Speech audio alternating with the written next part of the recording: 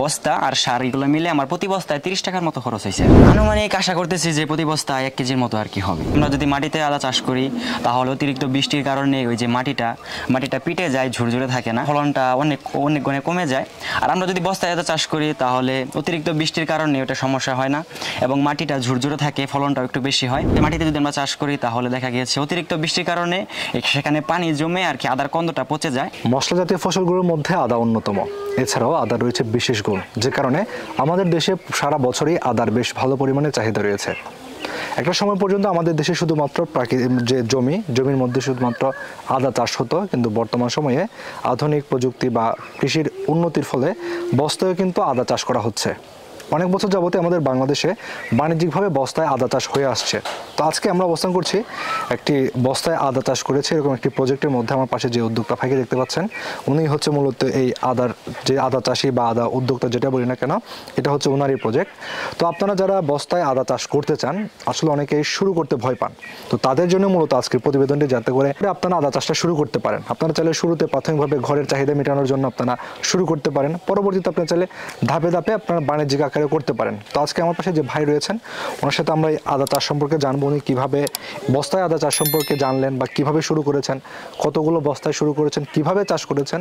তো সকল বিষয়গুলো সম্পর্কে বিস্তারিত একটি প্রতিবেদন দেওয়ার চেষ্টা করব, যাতে করে আদা চাষ সম্পর্কে আপনারা বিস্তারিত একটি ধারণা পান। আসসালামু আলাইকুম ভাইয়া। ওয়ালাইকুম আসসালাম ওয়া রাহমাতুল্লাহ। কেমন আছেন আপনি? জি আলহামদুলিল্লাহ, ভালো আছেন? জি আলহামদুলিল্লাহ, আমিও ভালো আছি। আসলে এই উদ্যোক্তা ভাইকে কিন্তু আপনারা চেনার কথা, উনি আদা চাষ করে কিন্তু বর্তমান সময়ে বেশ ভালো সাড়া পাচ্ছেন বা বেশ ভালো জনপ্রিয় বর্তমান সময়ে সামাজিক যোগাযোগ মাধ্যমে। তো ভাই, আমরা আদা চাষ সম্পর্কে জানবো, শুরুতে একটু আমাদের দর্শকদের উদ্দেশ্যে আপনার পরিচয়টা দিবেন। জি, আমার নাম মোহাম্মদ আবির হাসান, আমার বাসা টাঙ্গাইল সখীপুর থানায়। আর এটা হচ্ছে কোন উপজেলা? যেটা সখীপুর উপজেলা। আচ্ছা, আর গ্রামের নামটা একটু? গ্রামের নাম সখীপুর পূর্বপাড়া, 8 নং ওয়ার্ড। আপনি মূলত পেশায় কি কাজ করেন ভাইয়া? জি, আমি পেশায় বর্তমানে স্টুডেন্ট আর কি, লেখাপড়ার পাশাপাশি আর কি এই কৃষি কাজগুলো করতে আর কি ভালোবাসি, সে কারণে আর কি নতুন নতুন উদ্যোগ নিয়ে বিভিন্ন কৃষি প্রজেক্ট করার চেষ্টা করতেছি বর্তমানে। মূলত পড়াশোনা করেন মাদ্রাসা লাইনে নাকি? না, স্কুলে জেনারেল লাইনে আছি।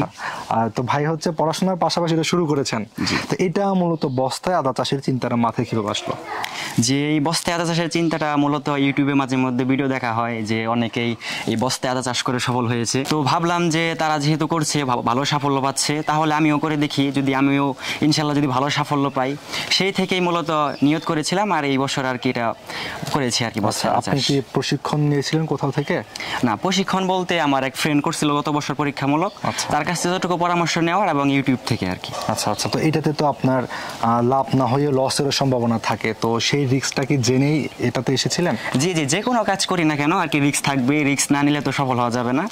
তাই এটার মধ্যে রিস্ক আছে আর কি, ওই রিস্কগুলো আর কি মেনে নিয়ে আর কি বস্তায় আদা চাষটা করেছি। আচ্ছা, তো এখন বস্তায় যে আদা চাষটা করতেছেন, এটা তো আপনার বসত বাড়ির পাশেই। এখানে কতগুলো বস্তায় আপনি শুরু করেছেন? জি, আমি পরীক্ষামূলক করেছিলাম অভিজ্ঞতা অর্জনের জন্য, ইনশাআল্লাহ সামনে বাণিজ্যিকভাবে করার পরিকল্পনা আছে। আচ্ছা, এবার আর কি 300 প্লাস আছে আর কি। 300 প্লাস বস্তায় চাষ করেছেন। তো এই যে বস্তাগুলো, এগুলো তো মূলত সিমেন্টের বস্তা হয়ে থাকে? সিমেন্টের বস্তা। আচ্ছা, এটা রোপণ করেছিলেন কোন সময়? এটা আমি রোপণ করেছিলাম এই এপ্রিল মাসে আর কি। তো আদা বোনার সবচেয়ে উত্তম সময় হচ্ছে মার্চ মাসের শেষের দিক থেকে আর কি এপ্রিলের শুরু, এই সময়ের আদা রোপণের উত্তম সময় আর কি। আচ্ছা, এটা কি জাতের আদাটা চাষ করেছেন? যেটা অরিজিনাল দেশি আর কি বলতে পারি, যে অরিজিনাল দেশি। আপনাদের এলাকাতে তো জমিতে চাষ করা হয় মূলত। আচ্ছা, তো জমিতে আপনাদের এলাকায় চাষ করা হয়, আপনি বস্তা চাষ করেছেন। এই জমি এবং বস্তা, এই দুটার মধ্যে কোনো পার্থক্য আছে কিনা বা কোনো বিশেষ সুবিধা আছে কিনা? যে এখানে পার্থক্য আছে, সুবিধাও আছে। দেখা গেছে আমরা যদি মাটিতে আদা চাষ করি তাহলে অতিরিক্ত বৃষ্টির কারণে ওই যে মাটিটা পিটে যায়, ঝুরঝুরে থাকে না, এবং আদা যে ফলনটা অনেক গুণে কমে যায়। আর আমরা যদি বস্তায় আদা চাষ করি তাহলে অতিরিক্ত বৃষ্টির কারণে ওটা সমস্যা হয় না এবং মাটিটা ঝুরঝুরে থাকে, ফলনটাও একটু বেশি হয়।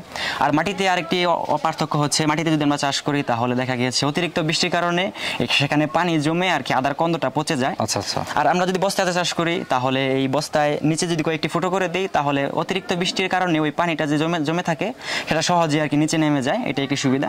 আরেকটি সুবিধা হচ্ছে, দেখা গেছে বস্তায় যেহেতু আদা কন্দ পচা রোগটা সবচেয়ে বেশি দেখা দেয়, তো এই রোগটা যদি দেখা দেয় তাহলে আমরা খুব সহজে এই বস্তা যে রোগাক্রান্ত গাছটি আছে সেটা আর কি সুস্থ গাছ থেকে সহজে আলাদা করতে পারবো।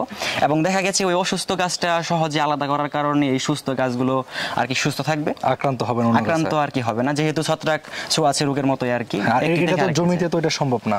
জমিতে এটা সম্ভব না। জমিতে দেখা গেছে কন্দ পচা রোগ ধরলে ওটা ফেরানো খুবই অসুবিধা, কারণ মাটিতে যেহেতু যে মাটিতে ধরবে সেই মাটি একবারে সম্পূর্ণ আর কি রোগে আক্রান্ত করে ফেলবে গাছগুলোকে। আচ্ছা আচ্ছা, আদা চাষের ক্ষেত্রে হচ্ছে আপনাদের রোপণ করেছিলেন এপ্রিল মাসে বা মার্চ এপ্রিল যেটা ধরি, হারভেস্টের সময় কোনটা? হারভেস্ট আসলে 8 থেকে 9 মাসের ভিতরে করা যায়। তো আমি যেহেতু এটা বীজ হিসেবে সংরক্ষণ করব, সে কারণে এই ফেব্রুয়ারি মাসের দিকে আর কি এটা হারভেস্ট করব। আচ্ছা, মানে সামনে যে 25 সালের ফেব্রুয়ারি, 2025 সালের ফেব্রুয়ারি মাসে আর কি হারভেস্ট করব। এখন আদা যে চাষ করতেছেন আপনি, এই যে কত মাস ধরে বলছেন এখন, তাহলে 8 মাস মনে হয় হচ্ছে? প্রায় 8 মাস। 8 মাস। এই 8 মাসে কোনো ধরনের রোগ বালাই আপনি পেয়েছেন কিনা, বা আদাতে কোনো রোগ বালাই হয় কিনা? জি, আদাতে রোগ বালাই হয় এবং আমিও পেয়েছি ছত্রাকের আক্রমণ, যেটা কন্দপচা রোগ। আমার কয়েকটি বস্তাতে আক্রমণ করেছিল, আমি সেগুলো আর কি খুব সহজে আলাদা করে ফেলেছি এবং বাকি সুস্থ গাছগুলো আর কি এখন সুস্থ আছে আর কি। এখন এই ক্ষেত্রে ধরেন যদি আপনার ছত্রাক ধরে বা মানে সংক্রমিত হয়, এটার জন্য কোনো স্প্রে বা কোনো কীটনাশক ব্যবহার করতে হয় কিনা? জি, এটার জন্য আর কি যে কার্বোডাজিম গ্রুপের যে কোনো একটি ছত্রাকনাশক ব্যবহার করলেই হবে। আমি যেটা ব্যবহার করছি অটোস্টিন ব্যবহার করছি। এটা কতদিন পর পর দিতে হয়? জি, এটা 7 দিন পর পর স্প্রে করলে ভালো হয়। আচ্ছা আচ্ছা, এটা হচ্ছে পানি কতটুকু পানির সাথে বা কিভাবে একটু ব্যবহার করেন আমাদের যে ভাইরা? জি, এটা প্রতি লিটারে 1 মিলি 1 গ্রাম হারে আর কি। 1 গ্রাম হারে দিয়ে বা সারা, এটা কি গাছের গোড়ায় সহ দিতে হয় নাকি উপরে? জি, উপরে এবং গোড়া ভিজিয়ে দিলে আর কি ভালো হয়। আচ্ছা আচ্ছা, আর আদার চাষের ক্ষেত্রে কোনো সার প্রয়োজন হয় কিনা? জি, এটা মাটি প্রস্তুতের সময় আর কি সার দিয়েছিলাম, প্লাস পরে 3 মাস পর যখন আদার বয়স 3 মাস সে সময় আর কি সার দিয়েছিলাম। আচ্ছা, আপনি যখন বীজটা সংগ্রহ করেছিলেন, বীজ শোধন কি আপনি করেছিলেন নাকি ওনারা করে দিয়েছিল যাদের কাছে? না, বীজ আমি শোধন করেছি। আচ্ছা, আপনি যখন বীজটা শোধন করেছিলেন সেটা কিভাবে করেছিলেন একটু যদি বলে দিতেন শর্টকাটে। যে এটা আমি বীজটা শোধন করেছিলাম, আমি বীজটা সংগ্রহ করে আমি যত সাইজে আর কি ছোট ছোট করে সাইজ করে ভেঙে আর কি এই কার্বোডাজিম গ্রুপের এই অটোস্টিন এগুলো আর কি প্রতি লিটারে 1 গ্রাম হারে দিয়ে পানিটা মিশিয়ে আমি আর 5 মিনিট আর কি ওটা ইয়ের সাথে ভিজিয়ে রেখেছিলেন, মানে 5 মিনিট রেখেছিলাম। পরবর্তীতে ওটা মাটিতে এই পানি থেকে উঠিয়ে পরে কিছুক্ষণ আর কি শুকিয়েছি, মানে ছায়াযুক্ত স্থানে রেখে শুকিয়ে পরে আর কি ওটা রোপণ করেছি। আচ্ছা, এই ক্ষেত্রে হচ্ছে বস্তা প্রতি কতটুকু করে আদা দিয়েছিলেন? বস্তা প্রতি এখানে 60 থেকে 70 গ্রাম আছে আর কি হারে, গড় হারে। মানে যখন রোপণ করেছে বীজ দিয়েছিলেন? জি, বীজ দিয়েছিলাম প্রতি বস্তায় আর কি 60 থেকে 70 গ্রাম। 60 থেকে 70 গ্রাম দিয়েছিলেন। আপনার এটা হচ্ছে বস্তা, মানে বস্তা যেটা আপনার কেনা লাগছে? জি জি। আচ্ছা, বস্তা, তারপর হচ্ছে আদার যে বীজ, সার, কীটনাশক সবকিছু মিলিয়ে বস্তা এবং মাটি সহ আনুমানিক কেমন খরচ আসছে আপনার এখানে? যে এখানে বস্তা আদা চাষ করেছে, এখানে আমার কিনা লাগছে বস্তা আর আদার বীজটা আর এমনি সার আর কীটনাশক যেগুলো লাগে এগুলো নিয়ে আর কি, আর আমার গোবর, মাটি, ছাই যা কিছু লাগে সবকিছু আমার নিজস্ব ছিল।